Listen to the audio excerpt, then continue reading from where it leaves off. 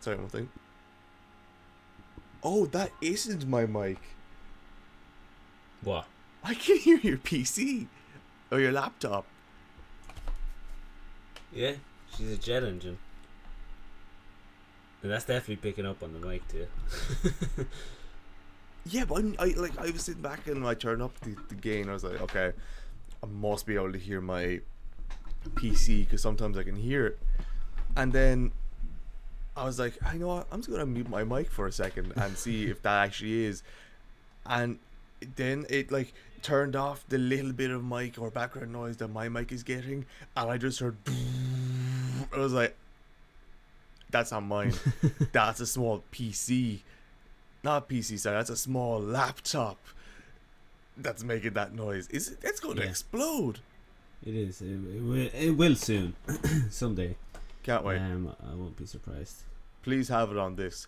And let me know whether or not it becomes part of episode 37 of the Screenage podcast, which is right now. And I'm your host, Connor. And I'm the other one, Rodrigo. Who might not make it through the entire thing and listening to how chugging along that laptop is. It's struggling, but I believe in it. You believe in it? We've believed in it for this long. Yes, my whole desk vibrates with it. I'll keep an eye on laptop deals and stuff. I don't even know if I want to buy another. I have one more year of college left. I don't think I need one. Everyone needs a laptop.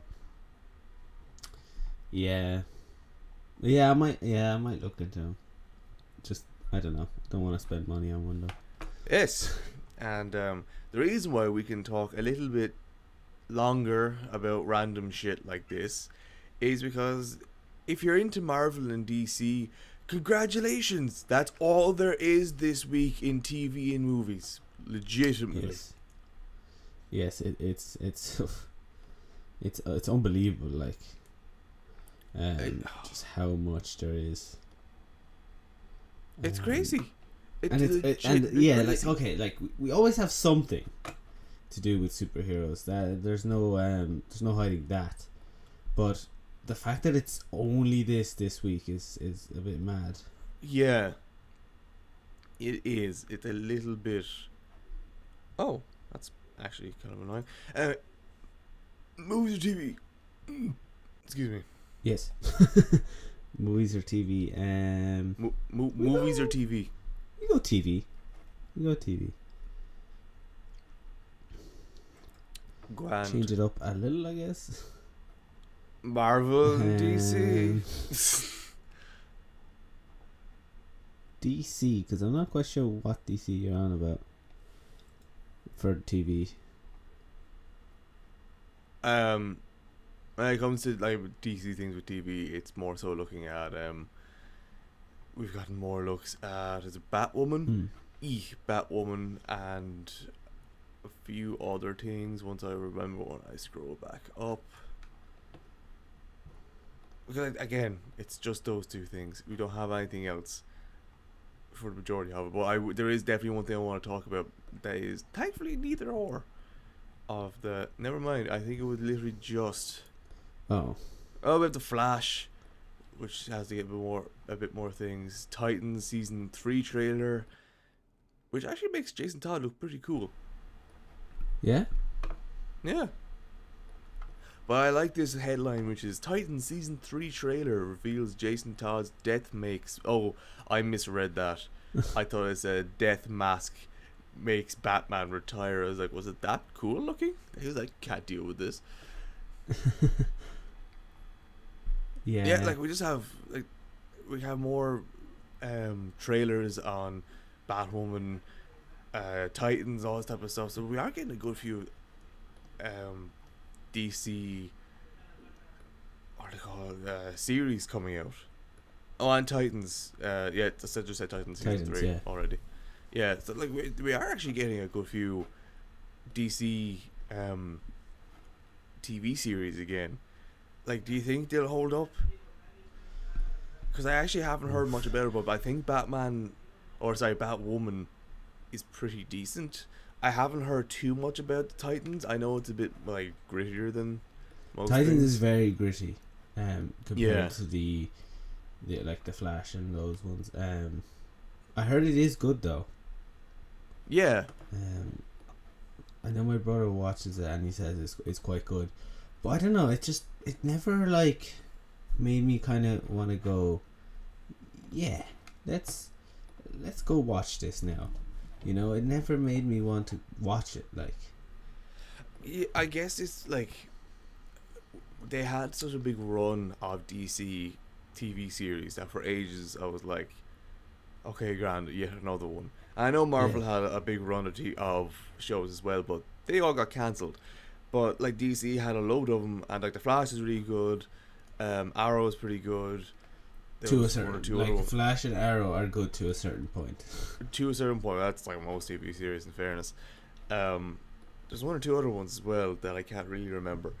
But like I remember for ages they were constantly being talked about. But then when like Batwoman came out and the Titans came out, on paper, they should be ones that work better than at least Arrow. Like Flash is pretty big, but Green Arrow, like a live action version of Titans sounds awesome, and Batwoman is such a thing that's not explored upon enough to warrant it being it's doing this again. No, Batwoman looks cool, and the comics of Batwoman are awesome. Yeah. So why they're not being talked about a lot more is a bit, but like they're still really good. It's still confusing to me. Like they're really good, but no one is talking about them around here at least. Yeah, and I think it's a whole. It goes back to the whole like everyone that is into superheroes that isn't like, how do I phrase this? It's like there has been a lot of new additions to people liking superheroes. Yeah. Since the MCU became maybe like probably phase 3, there was a huge influx of like superhero fans that are like not really superhero fans, they're more like Marvel or MCU fans. So whenever anyone is going to talk about DC shows, they're always going to turn around and go, oh yeah, but Marvel does better. So like it's always just suppressed by just the people that don't know what they're on about with superheroes, because it's like, oh no, Marvel does better at everything. But it's like, okay, Marvel does great movies, they win on that, 10 out of 10. Yeah. But shows, as of right now, DC wins shows. DC has better shows. Okay, Marvel has brought out two really good shows and one alright show. What's it called? The three that we just got. WandaVision. Falcon Winter Soldier, Loki. So like they are starting to get into TV shows and they're doing well. But as of right now, DC has so much better TV shows, but they get just like suppressed by everyone that is a Marvel fan that isn't open into just saying, oh yeah, fucking DC actually has good shit. Like, it's almost like PlayStation and Xbox. It is. It is like don't get me wrong. I much prefer DC in every shape or form, but Marvel wins movies. They do. Oh, yeah. They got that. DC do not know how to make movies, bar like maybe like 5 movies that they've gotten really well. Other than that, but even at that, they're technically not the DC EU, and like the actual logo of DC is only kind of in the background. Like, we're obviously talking about the Dark Knight trilogy. Obviously. Obviously some of the best movies of all time. Yeah. That trilogy, we got Joker again. Not is a DC because it's a DC character, but it's not part of the DCU. Yeah, and like that. So that's kind of what we're talking about now. But as of the two, DCU and MCU wins every day of the week. No, there's no doubt about that. I don't think anyone's doubting that. But like all the great DC shows are just suppressed and pushed to the side because of the large amount of and I'm doing air quotations, superhero fans that are actually just Marvel fans and not superhero fans. Because anyone that's a serious superhero fan of anything knows that those shows are actually really good. Yeah, and like when I saw some of the trailers for it, when I heard someone actually talk a bit more about Batwoman, I was like, wait, these are awesome, you're telling me. These are actually really good. Why is no one talking about them more? Yes. Why, like, the person that I was talking to is like, I would hold a high regard when it comes to, like, being a good judge of different things. So when he was like that, I was like, these are really good. And if these are, like, from what I see as well, are good, why the hell is no one being like, hey, have you seen this? Oh, this is really good. Oh, this puts up the Marvel as well. But I guess all it comes down to just it's like a brand name. It's like PS and Xbox. PS has such a big brand name. MCU has such a big brand name. But with Disney being the fucking money printing piranhas that they are, they can just be like, yeah, our name plus Marvel's name equals a shit ton of money, and DC are like, our name plus the Justice League equals a meh. That's exactly what it is. It's the whole just battle between the two, like which was better, fans from one side against the other. But like, what Marvel fans don't realize is Marvel has only gotten big in the past maybe 10 years.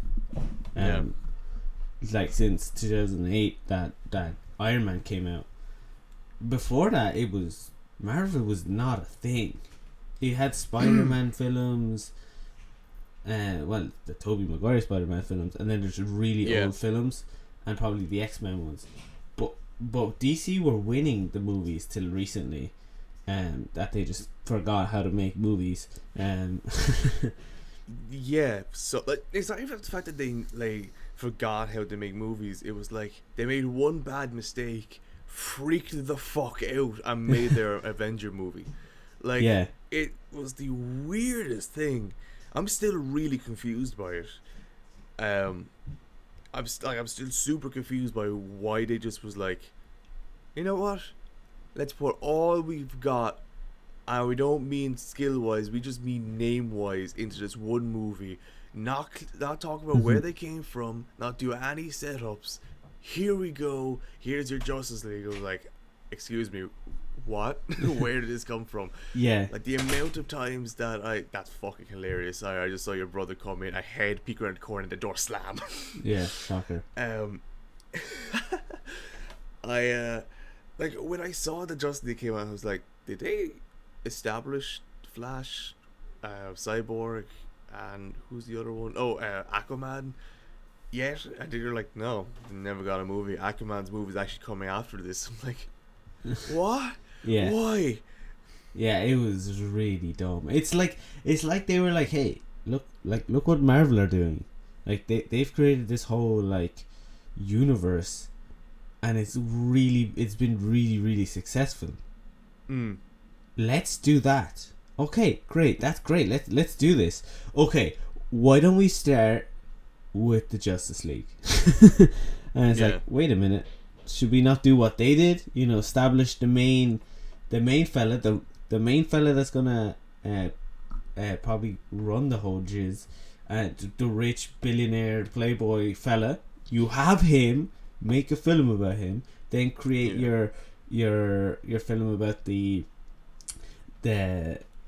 fucking god from a different planet that is like super strong, Superman, and then did that at least. Yeah, and then just do your Aquaman, Wonder Woman film, and then bring them all together. Okay, you don't want to do a Flash and Cyborg film for whatever reason, fine. At least do your main four before bringing them together. Not go Man of Steel and then go Batman versus Superman. Okay, weird way to introduce Batman and Wonder Woman. Okay, where are you going with this? Justice League. Yeah, it was poor, and who knows if they're going to be able to fucking dig themselves out of this hole. But we're talking about movies when we should be talking about TV shows.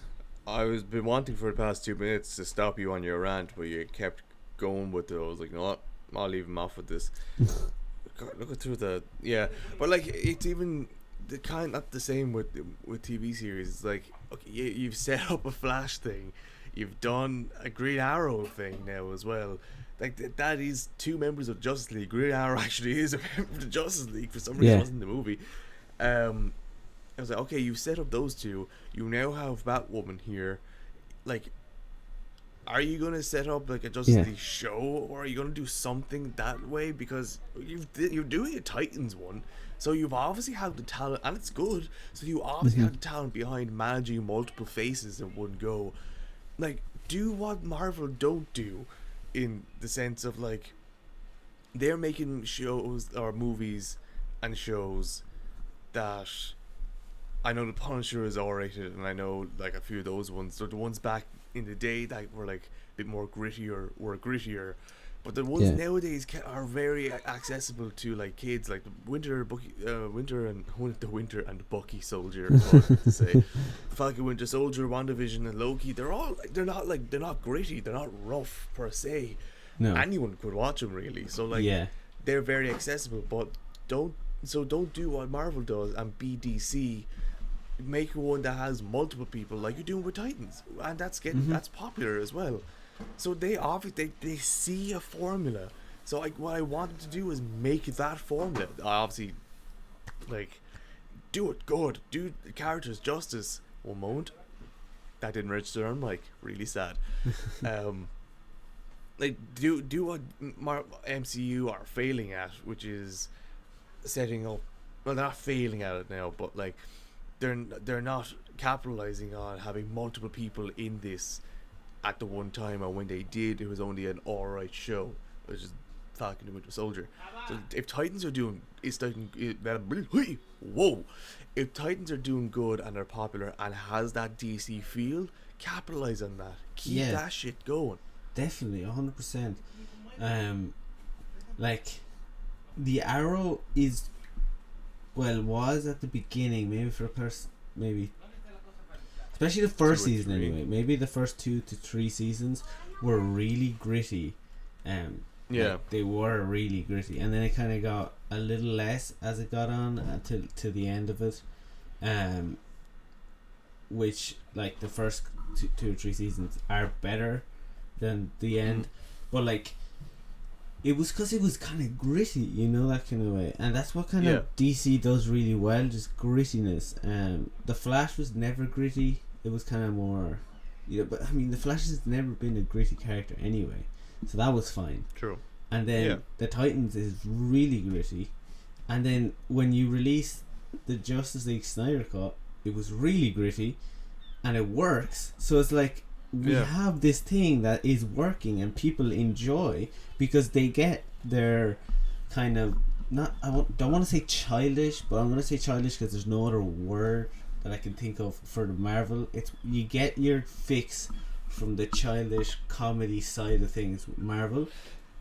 Yeah, I know the phrase you're trying to say. For some reason, child, like the word child in my mind is kind of right for it. But I think childlike or something. Yeah, childish. Yeah, I'm just don't know playful, what word. I'd say for actually. Yeah, playful is probably and a bit like better. Comedic and shit like that. You get your fix with that, with Marvel and all that. Are they on my side? I hear.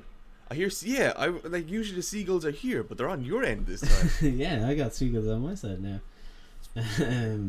But and then, so if they get their playful and shit like that over on Marvel, they want to get their fix of grittiness somewhere else, and DC gives that to them, and it actually does really well when they do it. But when they ever try to do something funny, anything like that, it feels really forced. And then that's what I'm saying. Have comedy in the gritty shows and stuff like that. Absolutely. Some of the best shows I've watched that are gritty have comedy in them. Because you have to have that break.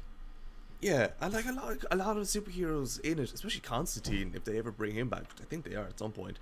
Like, his main shtick is he's snarky and quick-witted, but it's still really gritty and violent. So like, you can have the best of most worlds. Yeah, you definitely can. Those type of shows. Like, it's like a horror movie Like, no horror movie is scary from start to finish. In between the scary parts, there's a bit of comedy to just relax, to just, you're not so tense and all this, and that's fine with as well with gritty shows. Just you can have your little comedy in and out. Just stick with the grittiness of the shows and the movies that is clearly working. But do you want to talk about Loki? The end. We'll briefly go into Loki. Yeah, like the ending was awesome. The two of them, like, were perfect in it. Yeah. Do you mean Loki and Sylvie? Loki and Sylvie. Yeah. In fairness, it was a great episode. It was exactly what I was expecting, in the sense that I wasn't expecting this massive like finale fight or finale conclusion, anything like that. I was expecting a cliffhanger or a setup for a movie, show, whatever, and that's exactly what we got. Exactly. Yeah. And they did it really, really well, in fairness. Yeah. There was just a bit of, I don't know, it was a bit too confusing at times. We can kind of talk about it, I guess, because by the time this comes out, it will be a week since it came out. So spoiler warning anyway. We'll just give a spoiler warning here and now. That like, when he was explaining everything, when he was talking through how he knows how everything's happening, I want to bump it down a little bit just in case someone clicks on this randomly. When he was going through about how he knows about how everything's about to go down, it kept going through my mind of, does this matter? And then it kind of like branched and he got like, oh, we've crossed the threshold. I was like, so we have actually no idea what's going on. And then they kind of like, but I think what was confusing for me about it wasn't like the different like possibilities what was going on, like of all the ways that everything meets at this point. I was like, okay, I got that. What really kind of confused me in a really good way was, it was like, is he telling the complete truth? I actually felt like Sylvie's I was like really feeling Sylvie's side of like, her paranoia of, is he actually lying? Is he like taking the piss out of something? Like, what's going on? If he knew everything was going to happen, he must have known they were going to cross a threshold and have a plan for that at some point. But at the same time, he was like, oh, we're in this unknown thing now. Like, he didn't expect to get to it. And then when Loki gets pushed away, and then like Sylvie turns to him and was like, is he expecting this? What the hell's going on? It was him. For me, it was he that was like, I'm very confused with him, if he's actually after planning all this and he can't wait for it to happen. I mean, he looked fairly happy when she did it. Yeah, but that's the thing. I still don't know if he was proper. Like, he looked happy, but it was like a, oh fuck, here we go type of happiness to me. Yeah. As opposed to a, yes, it's all coming together type of like grin. It was like a Joker type of grin. Yeah. Of, here we go, we let the chaos ensue type of smile. It wasn't a, it's my plan is come to fruition, which I know was a little bit of a contradiction to what I said there, but it didn't seem to be so much as my plan worked as a, this is going to get crazy. Yeah, and the one thing that I didn't understand is, how can someone that is so powerful and has basically dictated how time runs and all this, the whole timeline thing, and then just doesn't know what's going to happen beyond the next 5 minutes after finishing his spiel with Loki and her? Like, how can someone not know what goes on beyond that? I think at that point, since it's at the end of time, there's a limit and as you said, a threshold that they hit. That it's not that they catch up to time. In my mind, it's once he finishes his speech, he gives them the free will. The whole point for the majority of it is that they had no free will, that everything was preordained and planned. So when he sat there, he knew that he'd have to give them a question or a choice at some point, and at that point, it's not up to him to make it, because it's at the end of time. The place where they make it is at the literal fragmentation of the entire multiverse. Yeah. So I think when he asked the question, it literally was left up to their decision, their mind, their thought process. Yeah. So I don't think there was like this the threshold, because it happened when he asked it. It happened when he finished his monologue and said, "This is your opportunity," or "This is your choice," and then he was like, "Oh, we've crossed," because it was after that. So in my mind, it was like once his control was over, it was in their hands, the Loki and Sylvie's. Once it was in their hands, that's when the threshold was crossed, and that's when they had free will to do what they want to do. So I think that's where it came from. Yeah. My other question is, why then? Why Loki's? Because Yeah. they're the ones that survived, and they would be the only ones that would be able to escape any situation and make it to that point. Loki's, like, I always questioned the same thing for ages until it really just clicked with me. Like, why were they able to get out of the void? And it was like, it's the same reason why Loki was able to get out of New York. It's the same reason why he was able to fake his death 2 times. It's the same reason why he's able to play fucking Get Help with Thor. And that works. It's purely because he's a little weasel worm that's able to snake his way out of any situation. And since this weasel worm was able to sneak out of any situation and grow a bit of bravery and self-compassion and manage to work with another person like that, it became kind of obvious that that's why those Lokis were the only ones to make it at the end. And that Loki knew what, like, in fairness, Tom Hiddleston's Loki is like the only Loki to know when he's going to die, except for Richard E. Grant one, the classic one, who like escaped that death, but he didn't know that he was going to die then. He just wanted to get away from it. So the fact that he knew just enhanced his want to get there even more. So because all Lokis are just bred to survive and get by, it makes sense to me that they're the ones that can get to the end. Yeah. Now the last question I have on the Loki series before we move on is, the whole thing is that the TVA was there to like fix any breakings from the timeline and all this, like to keep the timeline as it's supposed to be, like as it was written by your man. But the people in the TVA have free will? Not necessarily, no.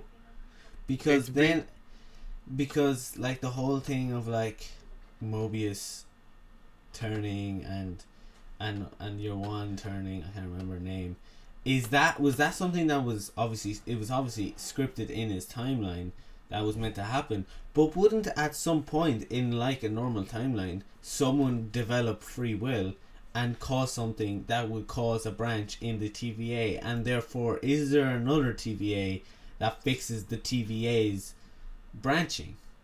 Or is it impossible for the TVA to branch? But then it wouldn't work because they're people at the end of the day and they have free will. I think because the fact that the branches happen from people fucking around with time on their own accord, the TVA are literally there and then bred and built to mess around with time. So I don't think you do a whole load of different things and it would be grand. And if they had someone like, the other thing is like they're altered, their literal memories are altered so that they are pretty much conscripted into this.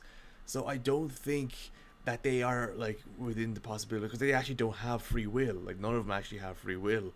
The only reason why they do have free will at the end is because Sylvie unlocks Hunter B-15's memories.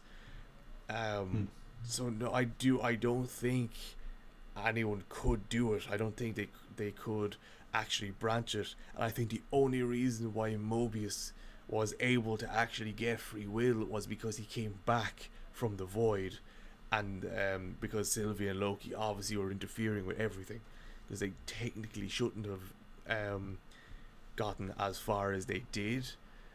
I don't, it's a bit like obviously they were supposed to get pruned, and obviously they were supposed to go back and do all the stuff. I'm not 100% sure on whether or not Mobius was actually supposed to get pruned or not, because that was coming to the point where what's her name, Judge person, discovered that like the memories were fake and stuff like that. So maybe there was like a falter in her judgment and stuff like that to not have to prune him or something. And that's what I mean. Is this creating another timeline that, that kind of way? Like, well, I think it's just in a completely different universe. That's the thing. Like, you saw the animation when they went through the portal, that it went in out of there like a bunch of planets and universes and then into another one, which is I think why Mobius doesn't know who he is, because he's not the Mobius from the original universe. It's the Mobius of this universe, and that's why he doesn't recognize Loki. Yeah. So yes, that's it. Yeah. Well, yeah, that TVA at the end is a TVA from a different multiverse. In the multiverse with Kang, because of the statue that's there. Yeah. Because clearly in that universe, Kang wasn't like the other one, that he was like sitting back doing nothing. He was like, I'll do it from here and I'll create these timekeepers as the face. So that TVA had the timekeepers statues, but in that universe, Kang was like, no, I'm fucking in charge, so I'm in charge. So that's why that's a second TVA. But my whole thing is like, why does the TVA not affect the timeline in any way? Because at the end of the day, unless they're like programmed to do it exactly how he wants it to be. But then you go back to the thing, like you said, was Mobius meant to be pruned? And was he meant to come back and all this? But the thing is, that was only after all, like, Hunter B-15 told, what's his name, Judge What's-Her-Face, and Mobius figured out about it because of the interference with Loki's. That, like, I think at that point, their programming kind of started to get a bit jostled and jolted at that point, so they started to develop free will then and there, but only that happened because of Loki's interferences. Yeah. So I think they are programmed, and when there's no interference, they can do whatever the fuck they want because they're programmed to do it. But because Loki's came in, now the whole reason why Loki's actually came in the first place, like, oh well, sorry, no, they're variants, and that's why. It may not have been preordained. That's the whole thing. It's very confusing, nonetheless. Yeah, there's a few confusing things that may. There's a few confusing points that may be related to like some plot holes, maybe because of the fact that Mobius decides to get him to start work. It is very confusing because there's either a few plot holes or there's a few convoluted things that we're missing when plot it comes to armor this too. type of stuff. It could just be obviously. It could just be armor. They could just be like, oh no, TVA works different, and then that that's how they cover themselves. It's like it's different there. So like don't worry about it. To cover up plot holes or whatever. But this definitely leads on to at least two massive films that we're waiting on, which is, I think the biggest one is Doctor Strange Into the Multiverse of Madness. Use this as a link into movies as we are 5 minutes over time. Yes. So like, this is definitely a link to that one, especially because it's called the Multiverse of Madness. Is it that?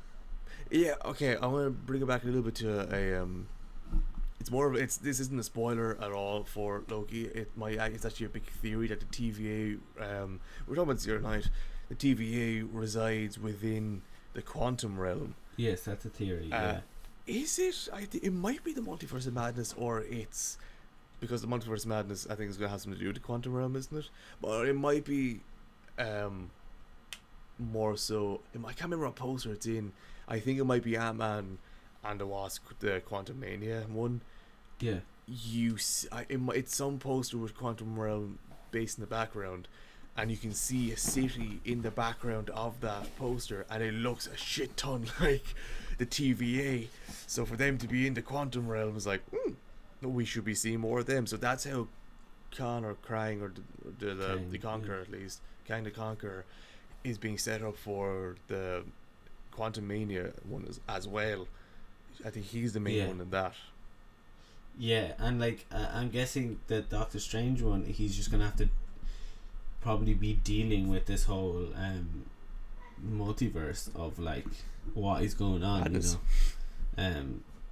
like what's going on, and then that also this also explains why in WandaVision after credit scene we're able to see when she's doing her astral projection, she's able to hear her kids, because at that point where she's astral projecting is when Loki Sylvie kills your man and creates this all these branches, so she's able to hear them in a different branch or different multiverse or whatever, so that's probably why she's able to hear them. So it I don't know if Marvel have screwed themselves just for the simple fact that this is really complex, really confusing, and you gotta be really careful not to like just mess up everything. No, I feel like they themselves are in a safe place, because like that might just be complex to us, but like they've been planning this for years, so they have all the dots connected, they have all the lines joined. Like, we just have to be the ones to do it now, and that's why it's complex to us, because there are so many dots, so many lines to join. Yeah. Now obviously you're right in some way as well. I think that it does leave a lot of places for plot plot holes to develop a little bit, but at the same time there's also a lot of room for just plot armor as well. Like, it's multiverses, it's multiple timelines, it's so many different things like that are so volatile and confusing that they could very easily just go, oh, because of this happened, and you're like, why? Is it different multiverse? And you're like, okay, yeah, cool. Yeah, like, we can't dispute like quantum physics that we don't understand, that don't exist. Yeah, we can't dispute time space theories that are literally just theories, because they don't exist. So they are in both the complex when it comes to plot holes, that if they make too many, then we'll be like, what the fuck? But they're also in a safe place where if they make just enough plot holes, they have plenty of plot armor that they can't overuse. Yeah, that we can't dispute. Yeah, because excuse me, we've definitely seen it in the last couple of especially in the new TV shows, a lot of plot armor being used. Yes, because in the movies, there's definitely plot armor in movies, but it's a lot less noticeable than in the TV shows. Especially with WandaVision, there was a shit ton of plot armor in the last episode. There was just plot armor everywhere. In Winter Soldier, maybe a little less, but there was definitely plot armor. And Loki, there's plenty of plot armor at the moment. So they're kind of just at the moment just going, let's just use plot armor to cover these holes that we're leaving till they're fixed by future things. So like something in the next film, TV show, season explains something that happens, and then it's no longer plot armor, it's just the plot. Or they're just going to use a lot of plot armor here on out. But the other one that most likely be affected by this multiverse thing is the new Spider-Man film. And now that it explains why we're going to get Electro, why we're going to get Doc Ock. So it explains it now because the multiverse has been created, so people will be jumping from one multiverse to the next by accident or on purpose, whatever. And my biggest question is, are we gonna have three Spider-Men? I don't want to get my hopes up, and I still don't think they will be in it. I like, as much as I want to see Andrew Garfield, Tobey Maguire and Tom Holland all on the same screen playing Spider-Man, Tobey Maguire dying, breaking my heart, whatever, I don't think it's gonna happen. I think the film has been wrapped up for so long, there's been so many people involved in that film, for not one person to even just accidentally slip something about one of the two actors, even them actors being noticed on set, pictured on set, pictured going to the set in the same city, whatever. Like, there has been zero inkling to that, the fact that they might be in it, that I don't think they will be.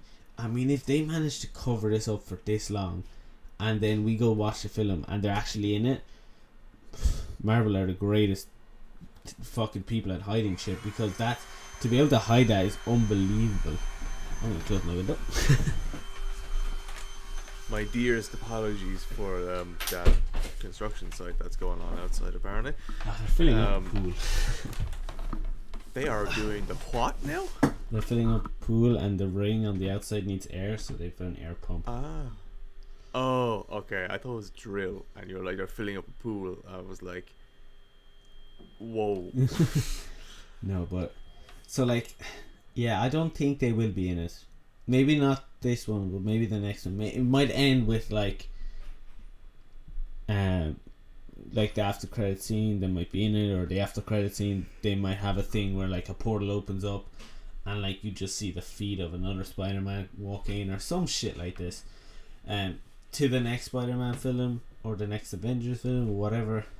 But I don't see them happening as much as I want it to happen. Yeah. But we'll move on from Marvel. Yeah, and back to DC. Back to DC. Oh. So I think the small news on DC in the movies is it Colin Farrell? Oh yeah. So Colin Farrell is playing the Penguin in Matt Reeves' Batman. And he has kind of released to the extent of his character in as Penguin, and he says he's only going to be on screen for about 9 minutes. Which is very little time. It's very little time. It might be like, the thing with this film is that there has been so many villains casted for it. Like we have, obviously, with Catwoman, we have with the Joker, we have the Riddler. Not the Joker. Sorry, we got the Riddler, we got the Penguin, and I'm sure we've other ones there that I'm missing. So there's so many going on that I'm guessing the Riddler is going to be the main one. I'm guessing it's going to be the Riddler. And you know what? I'm fucking delighted for it, because first off, like, we've had what's his name, Danny DeVito play Penguin in the Michael Keaton ones, so that's fine. Yes. We actually have a good Penguin already, and he was a good Penguin, so that's fine. Yeah, and in the Gotham TV series, the main one is the Penguin. So like we've gotten plenty of Penguin. Yeah, so we got plenty of Penguin, but I love, like, we haven't gotten a whole lot of Riddler, and he's always been like a main thing, especially in like the Arkham games. He's been a huge thing in that. But I'm so excited to see Paul Dano play him. Ooh, he's a great casting for that. He's absolutely fantastic. Absolutely fantastic casting. And the other villain that we have there that we've probably never seen is Hush. Well, we think it's Hush. I think I've made my voice clear that I think it's Hush. It looks like Hush. So like I'm just so excited for this film. I just cannot wait for this. For all I know, it's going to be absolute garbage, but I just really want to watch this because there's so many great castings. Like Paul Dano, I just want to see Paul Dano as the Riddler because he's going to be unbelievable. Like he was such a good casting for it. And your one, what's her name? The one playing Catwoman. She was a great casting too. Anne Hathaway. No, she's not. For this film. Oh, this film. Sorry, I can't remember. But yeah, she is pretty fucking good. Batman 2021. The Batman. But just for people, is like before people start saying like Zoe Kravitz. Zoe Kravitz, thank you. But before people start saying like, "Oh, 8 minutes is nothing for the Penguin to be on," first off, we've given you a reason why the Penguin shouldn't be there for that long. Secondly, 8 minutes is plenty of fucking. Was it 8 minutes or 9 minutes? 9 minutes. 9 minutes is plenty of fucking time for you to make a major impact. And like, you had the Dark Knight, you had like Scarecrow for a few minutes at the beginning of it, but those entire scenes are awesome. They are really fucking cool. But the next thing as well, the other major one I want to bring up is fucking Draco Malfoy in the Harry Potter series. Yeah, in the entire 8 movies, he's been on screen 31 minutes, average 8 minutes in each film. And he's fucking so memorable in it too. Yeah, and he's considered one of the main characters, even though he's in it for an average of 8 minutes. And like, you can see him everywhere. So the fact that he's only in for 9 minutes, which is a minute longer than his average, that's great. That's plenty of time. Plenty of time for someone to make a massive impact. But I'm just so excited to see this Batman. To be honest, like his suit looks unbelievable. Yeah, at first I didn't know how I actually felt about the suit and the car, but for some reason it's one of those type of things where the more I see the suit and the car, I'm like, "Focus on you." Hello. Yeah. I just cannot wait. Like, are you going to the other DC one that I can't wait for even more so because it's coming soon? Yes, this is the next one is one that we're both looking forward to a lot, and is coming very soon. Hot and fast. Suicide Squad.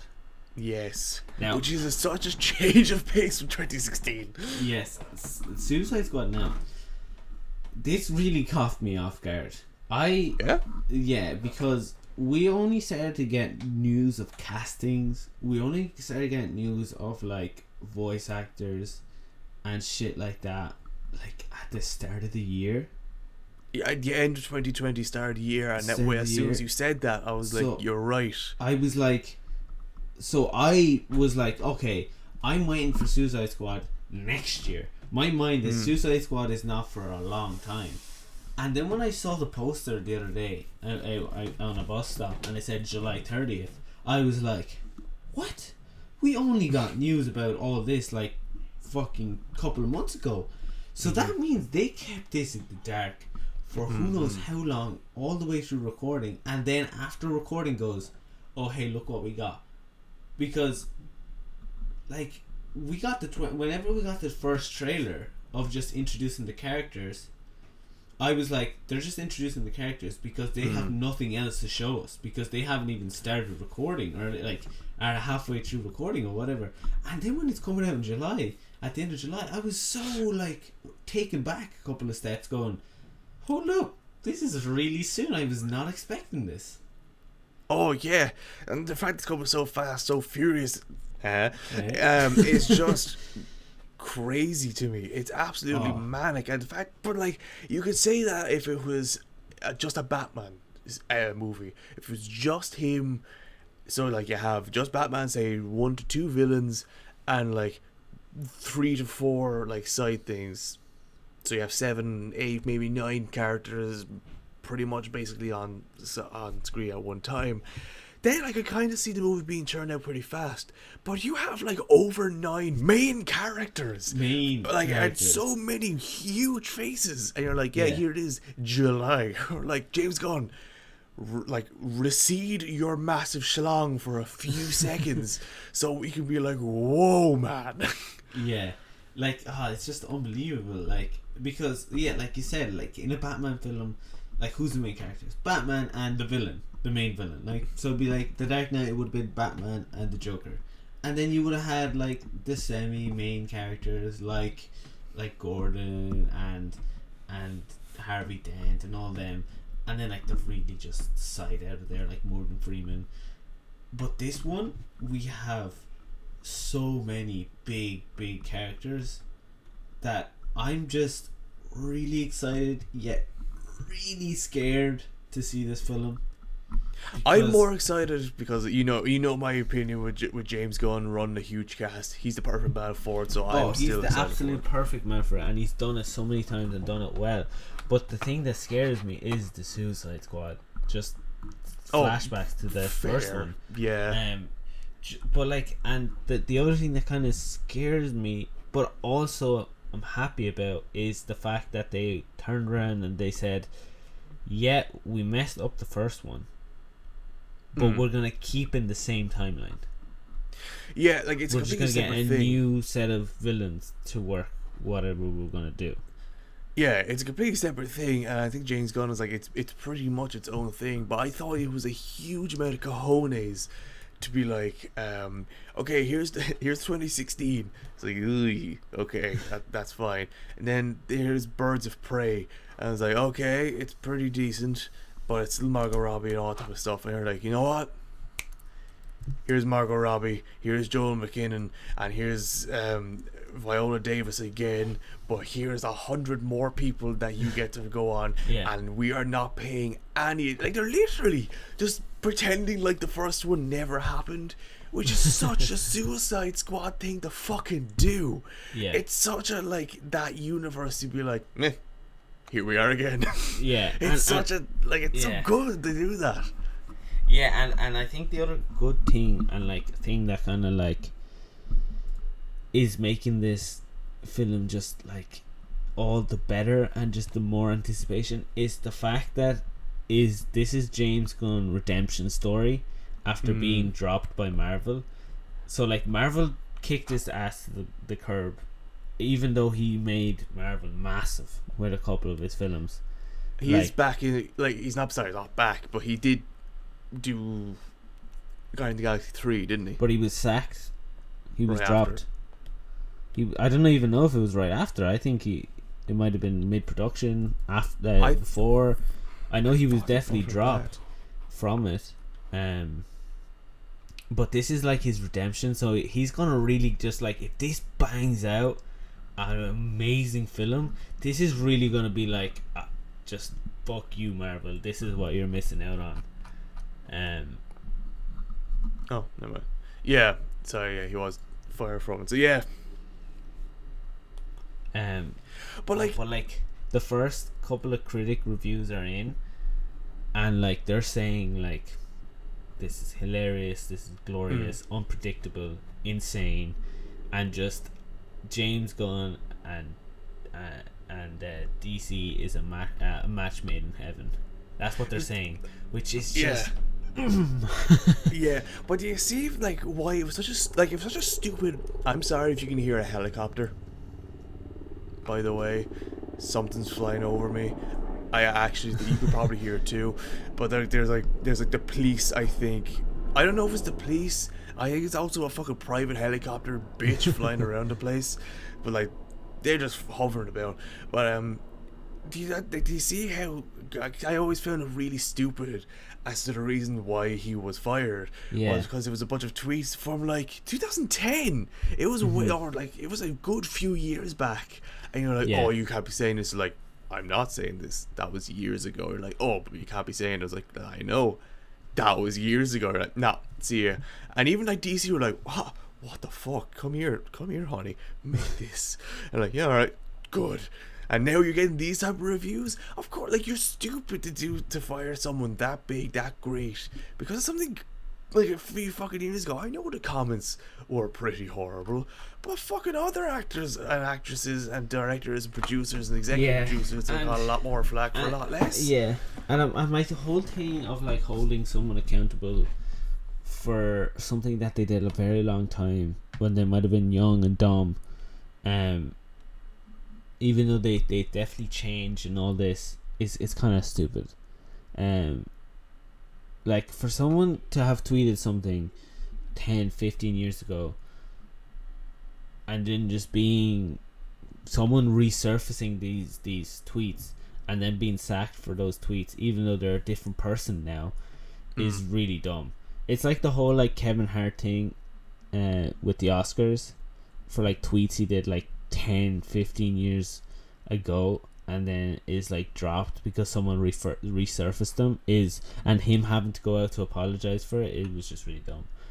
Yeah, like it's 10, 15 years ago. If they're not still like, I'll always judge someone on what they're doing now if that's how they're living their life. Like Chris Pratt himself is affiliated with some form of like church who is not exactly great and tolerant, but he doesn't live his life that way. He's the literal complete opposite.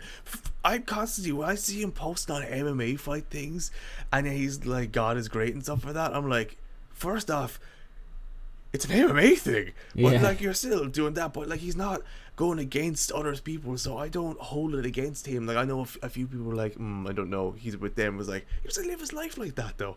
He's like, he's religious and he has the thing that he believes in, but he's incredibly tolerable. He loves people and he loves like everyone. So I'm like, you could kind of fuck off if you think that he doesn't deserve your attention because he has his name towards that. He doesn't support them. He's not constantly shoving down our faces.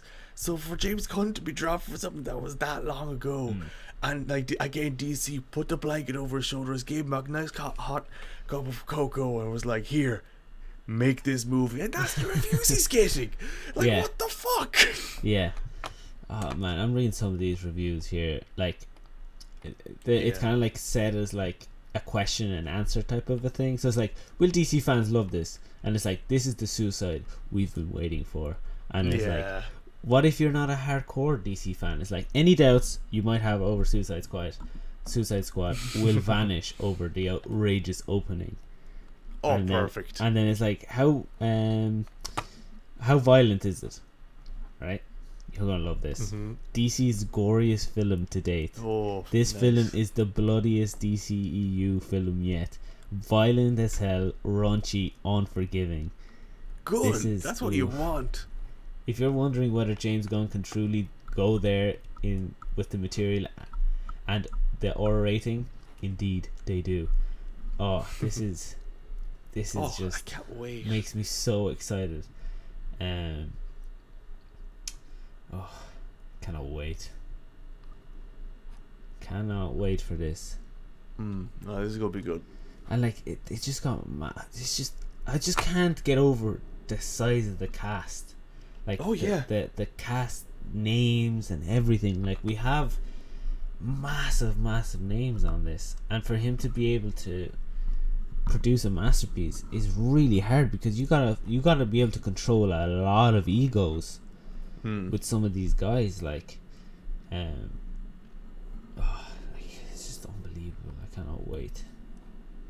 Yeah, that's it, really. Everyone's saying King Shark is the god. Sliced alone. Oh, but yeah, I cannot wait for that one. That's July 30th. Very, very close. It will be close. 6 days away when this comes out, so less than a week at this point. Very close. Very soon. July 30th. Cannot wait. We'll be the first in line. We're one of the first, at least. Yeah. Gams now, because time. Gams. You might as well talk about the big thing. With the big thing? Okay. So, like, big thing. I guess it's been a big thing that has just taken over the whole gaming universe and gaming world. So, unless you live under a rock, you probably haven't seen it.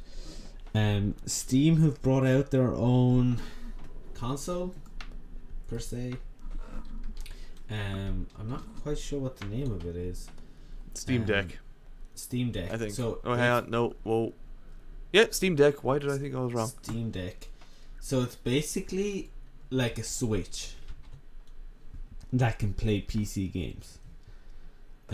So it's basically a PC like in a Switch sized thing, and then you can even plug that into a monitor and a keyboard and mouse and use it as a desktop. So like it's a really, really cool concept, and it says that you can play big games on it. They said that you could play like Cyberpunk, and I can't remember what the other example that they used was.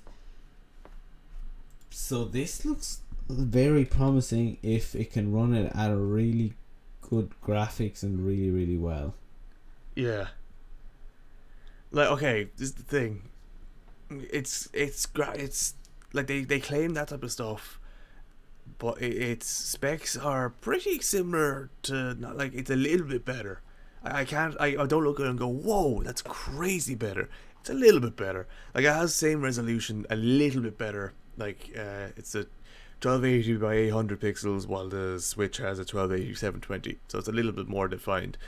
Its price is a bit more expensive, but you do get like 64 gig for $400, a 256 for $530, and then a 512 for $650, which is a shit ton for like a small device like that. Yeah.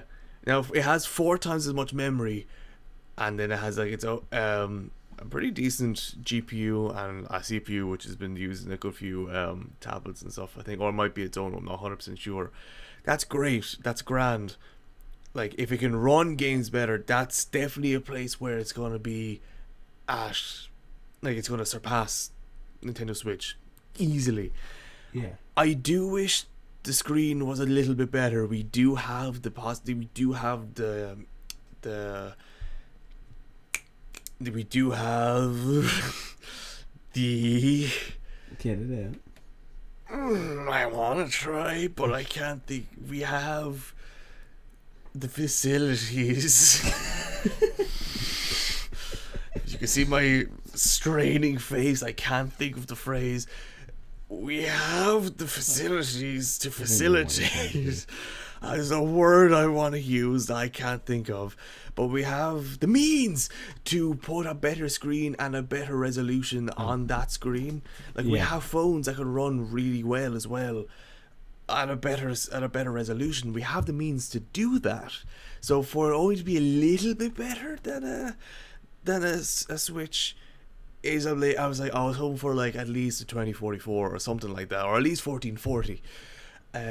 No, sorry, a minimum 1980, full HD. But since it's still LCD, it's touchscreen as well, which is a cool thing. But since it's a little bit down from the, like, only a little bit up, I'm a little bit disappointed at that. I was hoping for a bit more, since they have such kind of crazy GPU memory and all that type of stuff. But also, its screen time is, what I find funny is the Switch screen battery life. Is 4 to 8 hours. Like, okay, that's a pretty, like, decent time. Yeah. The decent time, but it's like the range isn't that big. It's 4 to 8. Like, okay, and that's if you're really pushing it. The time between the Steam Deck is 2 to 9, so it's an hour longer, but 2 to 9. If I'm running a big game, do I get 2 hours of gameplay? Yeah, so like, if I'm running Cyberpunk, am I getting 2 hours? And if I'm playing like Fall Guys, do I get 9 hours? Like, is this what you mean by 2 to 9? So like, that's a very big gap. It's a very big gap. So that is a bit of a downfall there, definitely. But I think this is really, really good, and it's really, really good for what I believe is the reason that they have created this thing, is because the whole, and we had this conversation the other day, is the whole price tag on a PC. The absolute sheer amount of money that you have to invest into building your own PC to have a decent one that can run pretty much anything at good graphics, good speed, good loading times, without overheating, blah blah blah, is easily about $1,500 that you have to invest to get a decent one to run pretty much everything. So it's a lot of money. So what I'm thinking that they're trying to do with this thing is, to anyone that wants to have a PC but does not have the money to do so, can get this to play Steam games. Well, maybe not as good as obviously it definitely not as good as a 1500 PC, but it could definitely run them and you can plug them in, like we said, plug them into a monitor, plug in a keyboard and mouse, so it can literally become like a PC. Obviously probably a bit slower and all this, but to be able to do that for €350 for the cheapest one, and now be able to have this and play with your PC friends, I think that's what they're doing it for. It's to try and introduce people to Steam that are like, is building a PC, like I don't want to invest €1,500 on a PC that I'm not going to use or not going to be able to want to use or whatever. So this is kind of like an introduction, a gateway into PC gaming. It's like, look, give it a go for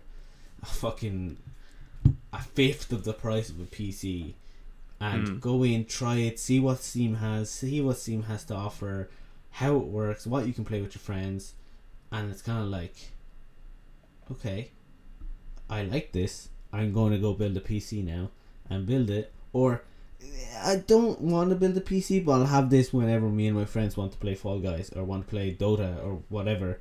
Like, to be honest, I'm thinking of buying it just to play PC games with like you and our other friend that has a PC. That is very interesting. Just to have like Steam on something that can actually run it. 'Cause by the beginning of this episode, you can see that my PC cannot do anything.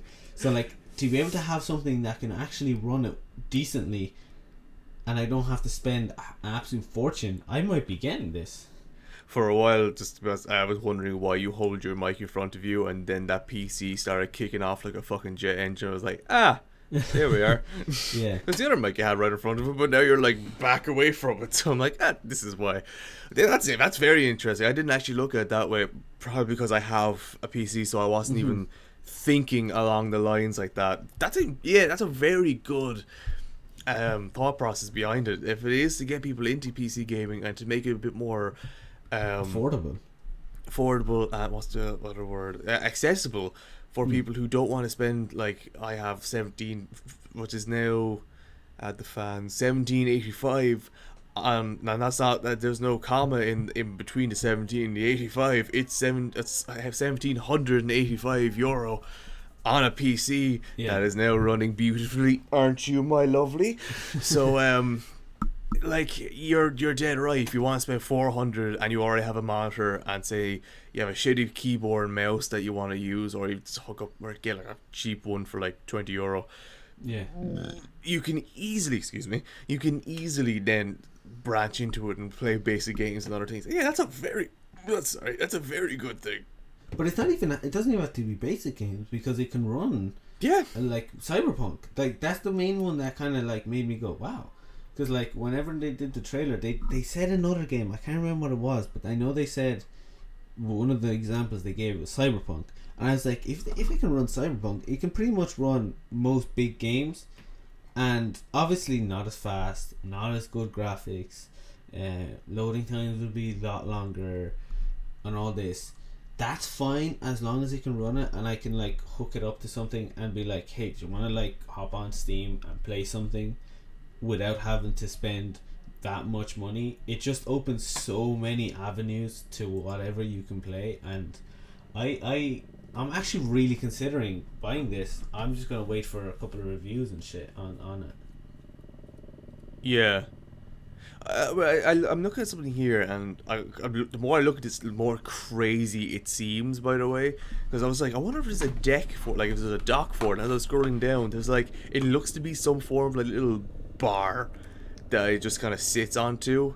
And I assume, like, you can also plug that into something else, or like there'll be, like, I think there might be a HDMI on the thing or something, where there's like one of those newer, like, kind of arcade style. What's the fucking helicopter looking for? Find it already and leave me be. Anyway, it looks like there's like game, like arcade style, like kind of joystick and button things, which is connected to it, which is awesome. But like, I scrolled down a little further, and I was like, well, it's hard to compare specialized CPUs and GPUs. There's no denying that the Steam Deck sounds more powerful. They don't know what it can output exactly, so we don't know until it, like, we see a bit more testing and stuff like that done on what it'll hit.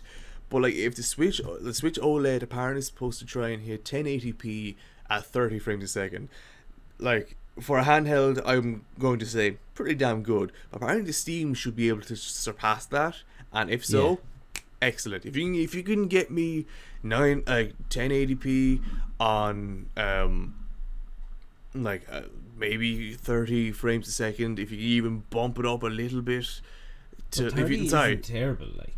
30 was like last gen consoles, in fairness. So yeah, like if they can keep up to that as a handheld, that's great. But if you can like get that up to like 50s and 60s from like these little things, holy shit. Yeah, and like I'm reading here, like it's talking about the battery, and it's like for light use cases like games, streaming, and smaller 2D games or web browsing, you can expect a maximum battery life of about 7 to 8 hours. And then they were like, you can even play Portal 2 for 4 hours on this, or it said if you limit yourself to 30 frames per second, you're going to play for about 5 to 6 hours. So like, oh cool, so the base isn't 30 frames per second, so it's definitely more than 30 frames per second. But if you turn it down to 30 frames per second, it can last longer. But that's considering if you are going to be playing this thing on the go. But if you, like I said, the way I would use this thing is to have it always hooked up and always just connected to a monitor and a keyboard and mouse. There's infinite amount of gameplay there. You know? Yeah, it's like the Switch being attached really to the dock and playing it on the screen. Yeah. Obviously playing it on the go would be cool, but like, I don't know. Maybe for traveling I would maybe use it, but it does look kind of cool. It looks a bit hard to use because the sticks are really high up.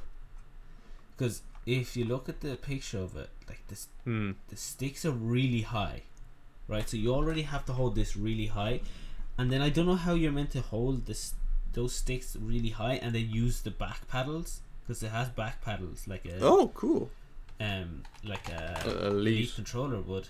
It has two on each side plus the trigger and bumpers. So like, if it's so high, how are you meant to use it unless you're using your pinky and your ring finger to use those? That's what I do. Unless it's a lot smaller than what I'm believing it might be. Could be a little bit smaller. No, use my ring finger though. Like, I'm looking at a picture here of someone holding it, but holding it, it looks kind of like a Switch. Doesn't look much bigger than a Switch.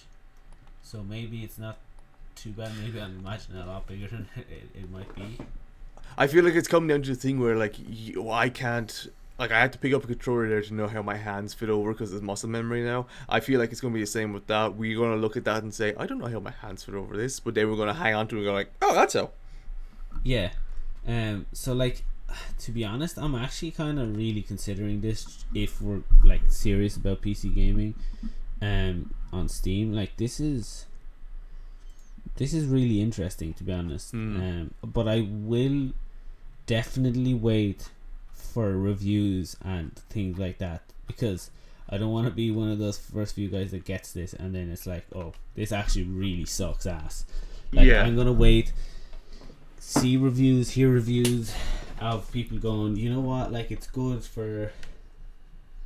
might be good for casual gaming, which is what I would be looking for, so great, I'll get it. But if it turns around, it's like, yeah, like they said it can run like Doom Eternal or fucking Cyberpunk, but you can only run it on like fucking 30 FPS for like on like low graphics. Then it's kind of like, so you can't really run it then, you know, that kind of way. Yeah. So, but this is definitely something really, really big that could really, really be a big thing, and I'm definitely going to be considering it anyway. Yeah. Oh, for it. Which I feel like it made you very excited when I said I'm considering it. Well, again, because since I had a PC, I was never I was looking at it going, why would I want this? I have something like that. It's grand. But so when you said like, oh, I don't, and I get to play with my friends who do have a game laptop or a game PC, then I was like, accessibility for more people? And I was like, wait, damn, yeah. But you notice the little thing. What? Oh, what word I just said there? What? Accessibility. So if you look at Xbox, and they're bringing out their consoles to TVs, and then they have the handheld things as well. Adds accessibility to more people. Let you play on the go on TVs without a console, or if just having consoles, and let your friends like share games, stuff like that. Yeah. Now you have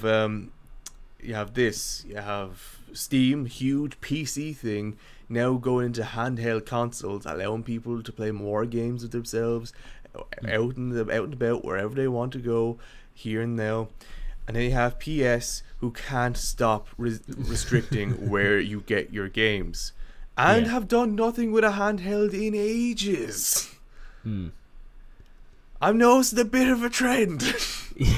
Everyone is going out. Everyone's expanding. Everyone's trying to be so accessible and user friendly, and such. Sorry, my mother tried to come in a few seconds ago. She didn't. I texted her. It's important. She hasn't responded to me yet. So, excellent. No. I'm probably gonna get slapped. I'm going upstairs. I'm not. That's a complete joke. What was I gonna say? So everyone is looking at being accessible. Everyone's looking at expanding out their audiences, and PS are like, we're putting all our games only on our store, and we're like, fuck you. Yeah. And I'm like, what? How about only indie games at our release game release? We're like, fuck you. I'm like, what? What's next? How about doubling the price for No, sorry, Xbox almost did that, but then they were like, we hear you. We're not gonna do that, and we're like, thank you. Yeah. Thank you. Thank you very much. Yeah. Definitely like not for the players anymore, but even Steam is more for the players, and they don't know what number 3 means. That's Valve, I know, but Valve is Steam. They haven't released a fucking 3 game yet. Give me Half-Life 3. Even give me Portal 3. Give me anything 3. Yeah, like I'm looking here at the Steam Deck's differences, like on Steam where you can pre-order it. Like you said, the first cheapest version is 64 gigabytes with it's €419, and it has an eMMC, which that's the storage, eMMC. And then if you go for the next one, which is €550, and it has 256 gigs, which is a lot more than the 64. It has an NVMe SSD. Ooh, I have one of them. So it has a good SSD, like. That's really good. So like if you go for the extra 150, 150 more or less, for the middle version, you get a very good SSD.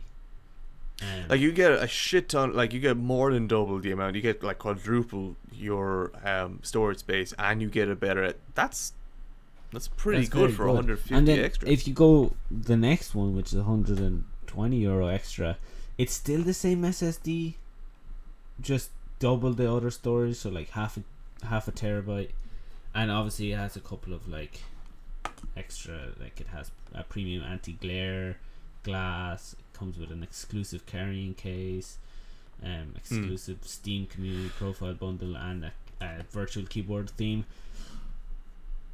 But I don't see the big difference between that one and the other one in terms of SSD. But if I'm getting one, I'm not getting the 419 one now. Looking at the difference SSD, I'm going for the 550 one, getting the better SSD to run better, Yeah, and that's kind of cool, because I did think it was just kind of like just extra storage. I didn't think the actual storage was going to become faster.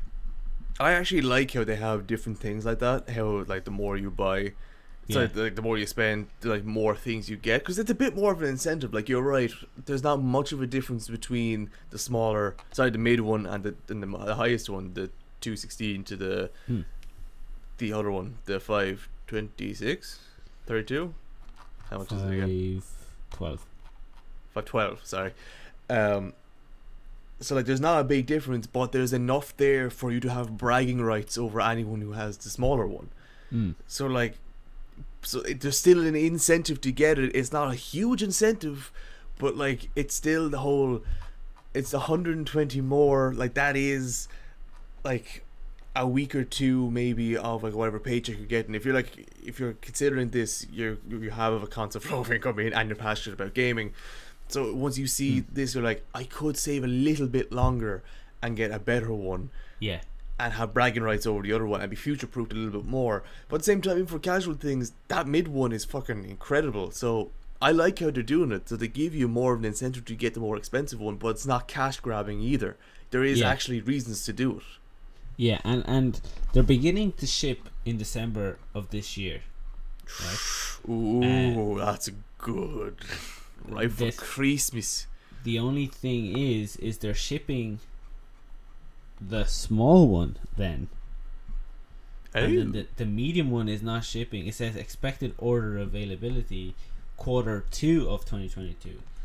So what's that? March 2022. And the other one, Q2 would be July of 2022. Q1 would be March, then July. Because there's 4 quarters in the year. Yeah, 4 quarters. If it's January to March, not 1 quarter. Yeah, that's Q1. So the first one is being sent out in Q1. Cool. Q2 is then July. April to July. Yeah, okay. Oh, the end of Q2. Yeah, sorry. It says Q2, so it could be the beginning of Q2. June. April, May, June. Maybe end of June. Beginning of July. Yeah. So I don't know if it's like a thing where it's the beginning of Q2. Are they sending them out? So like from January to March they're sending them out, and then the next one is from March to June, because then the third one is expected in Q3. So like there's still a lot of time for this to come out, especially if you want the more expensive ones. So there's going to be plenty of time for me to wait to get them. So I might not be getting this till for a year from now, you know. I also kind of like that. I like how they're kind of staggering it out a bit. It might be like they need a few more like chipsets or something like that, and there's a bit of a shortage, but at least they're giving you the option if you like really want something just quick, and like if you're willing to settle for the small one, you can get the smaller one. Like you're like they seem to be learning from what's going on with the consoles at the minute. Yes, that they're seeing that they're not like, it's definitely a smart idea not to go, just pre-order them and we're sending in December, and then suddenly December comes and you have way more orders than you have supply, and now it's like a thing where you're just going to be like, we don't have anything to like fucking 9 months from now. So like at least this way they're able to stagger them out, like you said, which is a lot smarter. And the thing is, you have to it's a pre-order, but they actually take a fee. Like they're actually charging you something at the moment. Like it's not like a game that you would pre-order and you don't get charged till it's about to come out. You can actually, whenever you order it, you have to pay a fee. I don't know what the fee is. I think it would depend on the size of the one you choose. On how much it is, yeah. I think this is very good. I mean, that even itself is a pretty smart move, because that's a really good way of getting money now and here now for it. It's to raise money too. Yeah, it's to raise money, and then but when you like the person who pre-ordered it comes around to them want to get it, everyone will be like, oh, it's €400. Like, I get it for cheaper actually. And it's even more an incentive to keep going and buy it. So they're making a lot of smart moves with this. So I'm actually very impressed. I'm very impressed. It kind of came out of nowhere, but I'm very, very impressed. Really did. Yeah, at the moment, this is looking good. And so far, it's impressing me. And so far, I'm nearly whipping out the credit card here and buying it. But I'm definitely going to wait to see reviews and things like that before I get it. But yeah, I think that's all we have. Yeah, no, like this has been a very ranty episode in the sense that like we've had like one or two things per section. But they've been pretty big. Like that's all it is nowadays, is just kind of superhero stuff for the next little while. Just for a little while, yeah. Just a little while. I did want to mention that iCarly is getting a second season. Which actually quite impressive. It's impressive, but I actually think I want to just brief. I know we're not on TV. This is at the end. I do just kind of want to I kind of see why, because everyone who grew up with it was like, these people are older, this is for us. So I think and they when made it came out, for us, and they made it for us, and I think I found it so weird when I saw it initially. I was like, oh, it's adulty. I'm like, why is it adulty? This is not the same show. And I was like, oh my god, I'm one of those people now. I'm judging it before I read it. And then I was like, wait, it's all adult. It's for us. Oh my god, I completely forgot. It's not for new people like what Disney's doing at the moment. All the remakes and stuff like that. They're redoing it for the younger generation. No, this one was for us. This is for the people who understand. To be renewed so quickly, it must actually be quite good. But to have the cojones to do that, to have the massive amount of testicular or self-respect, or just have self-respect, because like, I think using the phrase testicles out there is a bit outdated at this point, but like to have the bravery to say this is such a kid's show, let's make it adulty for the people who watched it back then. And work. And it work. Good job. I can only say I'm impressed. Now I want to make very clear, when we say adulty, do not go into this expecting just like R-rated, just sex fest or like anything like that. Like, no. It's adulty because it's just a little edgier. Yeah, edgier is probably a better word, but they use the phrase adulty stuff. So because like I saw a clip of like, she was like editing a video on the show or something, and she was with her friend or something, and she goes, oh, I'm just editing this video to see how many marshmallows I could fit in my mouth, and then she kind of gives like a little glare, and then it was like, oh, you don't mean marshmallows. So like, it's kind of like those type of things. That's type of the thing that we're on about. So like, and I'm pretty sure there's a bit cursing in it too, a little bit.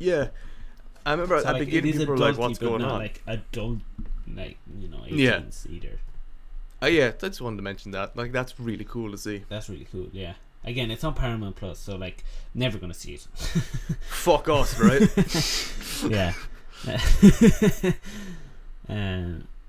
But maybe when it comes to Ireland, and maybe. But we'll see. Anyway, that's it for us this week. That's it for us, Thanks for listening. Follow us on everything. Everything at this point. We're literally on nearly everything bar SoundCloud. But pretty much. The Rappists can keep that. Well, actually, I think once you're on iTunes, you're on SoundCloud too. I'm not sure. Fuck it, we're on SoundCloud too. Maybe. Don't take that as gospel, but do take that as gospel. I want to say so many religious things at the moment, I know I can't. So before he says anything, goodbye, and see you next week. Bye. Subscribe to our YouTube channel. See you. Bye bye.